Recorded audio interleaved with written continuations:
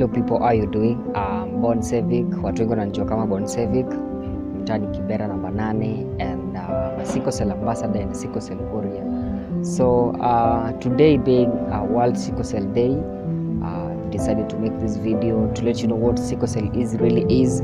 Yani muweze tu understand more about sickle cell because kuna a lot of myths out here. Kuna vitu mingi zinasemekana hapo nje and I've experienced some of the challenges niki come through to place niko sahi.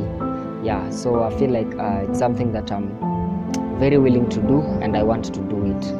Yeah, one reason maybe tough, the toughest part imekuwa the times in school because unajua like growing up ukienda shule unakuwa different na watu wengine. There are some things that people can't do yenyewe huwezi. Like for instance, mimi niko nimependa football tangu kitambo and I still really love football, but sijawahi kuwa able kucheza football because of this condition. One reason ni easily unachoka haraka, you can't do like task vizuri, huwezi cheza vizuri, and if you can't do all this unapata a lot of discouragement from people because maybe nilikuwa vile nimesema nilikuwa napenda football sana, so maybe ulikuwa unataka kucheza football but everyone hataki kuwa side ya timu yake because anajua maybe you won't play as well as they wanaweza cheza, so life imekuwa hard sana and one reason one thing that has discouraged me the most in my primary school, at that point I feel like even dropping out of school because something inaitwa jaundice. I was able to learn that nowadays it's called jaundice. This thing inafanya like the eyes turn into color yellow, so eyes yako zinakuwa yellow, so if people will see you and unajua tu kids out they are about to talk about people wanasema wengine walikuwa wanasema matches juu avocado, matches true, there were so many different names that I was being called. So I just want to make sure this doesn't happen to someone else who mwenye akona same condition yenye niko nayo because hii ni discouraging sana. Venye tu I have a very supportive family who amekuwa kini encourage na kuniambia how I should do this and which way I should follow. Tena sickle cell ili affect sana my performance in school because most times maybe 1 week you're in school, another 1 week or 2 weeks you're in hospital, so life ijakuwa easy sana. So transitioning from primary school to high school pia ijakuwa rahisi. Maybe joining high school nilidhani nitapata watu wenye maybe would understand my condition, but huwezi kosa, hata kwa soko wanasema huwezi kosa mwendazimu. So I remember one day I have this like she was my desk mate, aliniambia she had a friend mwenye alipass akiwa na 18 years, and this takes me to one point yenye watu wengi wame misunderstand. Most people wanasema people living with this condition, people living with sickle cell disease hawezi pass the age of 18. I want to encourage you and tell you that all that is a lie. Right here as I'm sitting here, I'm 21 years old and nimekuwa able sana kulearn like mostly me hufanya tu research to know how better I can manage this condition and how I can help others who are living with it. So I think government pia inafaa kuwa involved. One thing the government need to do is to make sure anyone living with this condition can access medical care at any government hospital for free because care sickle cell disease is very expensive, and two, also the government should provide free medication to watu wako na this condition. This being like the most expensive drug that you're taking into hydroxyurea, which per tablet at a retail price unaweza pata at 40 Kenya shillings, and you need to take them twice a day.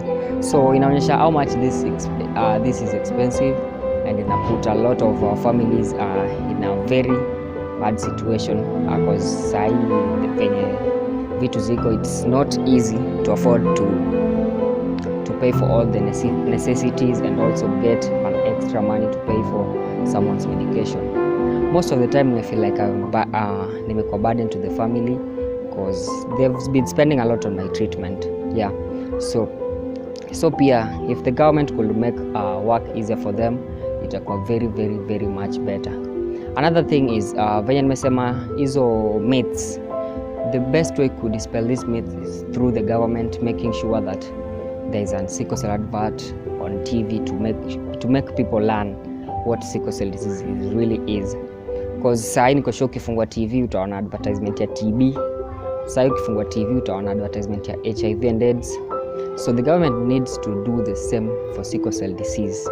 And to the next point, one big thing tena government inafaa kufanya ni ku make sure kuna policies to our employers, to employment, what's on to offer employment. We need to get same employment opportunities, and also they need to understand us. When you miss out to attend the job, inafaa waelewe your condition. So that's a few of my list of 10 demands that I'm taking to the government. So nikiendelea kuongea, this itakuwa like more of kuna vitu mingi sana sitaki kuongelea cause inanikumbusha a lot of hard times ama struggles. So me personally, to where I am today, I've been nimekuwa kwa hospital admission more than 19 times if I'm not wrong. So nimekuwa in and out, leo kwa OC, kesho umetoka, kesho kutwa kwa OC. Like even nikiongea hapa saa hii, I'm still not feeling well, and nimetoka just to receive an injection which pia is not that affordable. So my only support is the community and the government to help us and support us in where they can, because we can't do this on our own. Yes. One thing I want to say pia ni tunashukuru a lot of research centers like KEMRI who are doing their best to find out how they can help and manage this condition. So the government should also support them and provide them with whatever they need to make sure tumepata something inaweza fanya to manage ama hata kama possible tukiwa this condition. Sickle cell is very expensive, and pia I'm sorry sijakuwa able to really explain what sickle cell disease really is. So sickle cell disease is a condition because a normal person has a red blood cell that is circular in shape, but someone when you're on sickle cell disease, his red blood cells are sickle, like this shape of a C. So that's why it's called sickle cell. And when these cells pass through the body, zina hook ama zina block parts of the veins, so inazuia blood kupita, and hii ndio ina cause pain, and there's nothing very painful as a sickle cell pain crisis. Hii hata ukuwe ni nani, lazima utapiga nduru ama lazima utalia. They are very painful. And one thing I remember, the last time I had the worst moment that I had this pain crisis was can't remember the exact date, but this day it was and pia this pain crisis inakujaga anytime, you can't know. One moment unaweza kuwa sawa, then the other moment zimeeat. Like I remember one day it was around 1 AM, nilikuwa nimelala already, then I just started feeling pains from nowhere, and then place tunaishi, it's very how do I explain this, ni place iko ndani, so and I've access a lot of medical facilities, ina need a good transport ndio ufike tu kwa OC. So I remember that day nimekuwa 6 saa 7, niko na uchungu sana, I couldn't even walk, so my dad had to carry me kuenda kutafuta way of transport yenye tunaweza fika OC. And the worst thing is that even requesting for a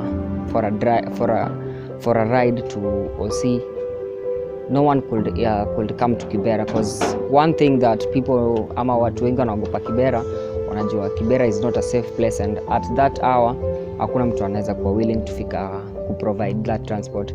So government pia should make sure that we have facilities close to where we live, ama just I don't know how unaweza sema this, because that day nilikuwa really in pain, hakuna transport au unaweza fika OC. That day was the worst day that naweza kumbuka this thing happened. And